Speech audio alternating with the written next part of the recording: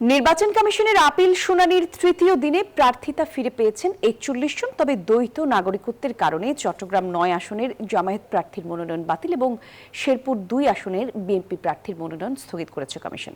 এছাড়া শুনানিতে ২৩ জনের আবেদন নামঞ্জুর, ৫ জনকে অপেক্ষমান রাখা হয়েছে আর আবেদন প্রত্যাহার করেছেন একজন প্রার্থী।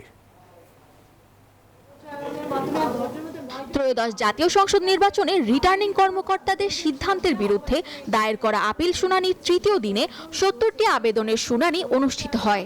আগারগাঁও নির্বাচন কমিশন ভবন অডিটোরিয়ামে অনুষ্ঠিত এই শুনানিতে ৪১ জন প্রার্থী মনোনয়ন ফিরে পান।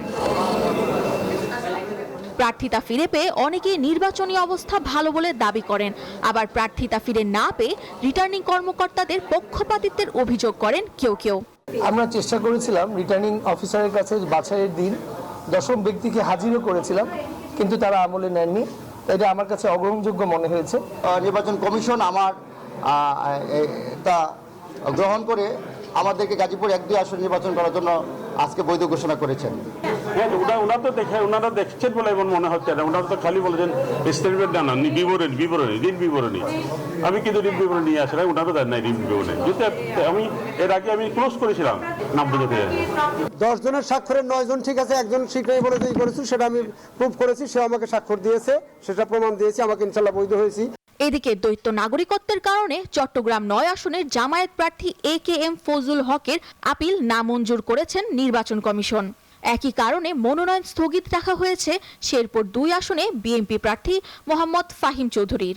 নামঞ্জুর করছে যে ইউএস সিটিজেনশিপ আমার আছে, সেজন্য কাউকে আপনি অ্যাকসেপ্ট করবেন, কাউকে করবেন না, তাহলে এটা তো লেভেল প্লেইং ফিল্ড হলো না, জাস্টিস ফর সবার জন্য সেম হলো না।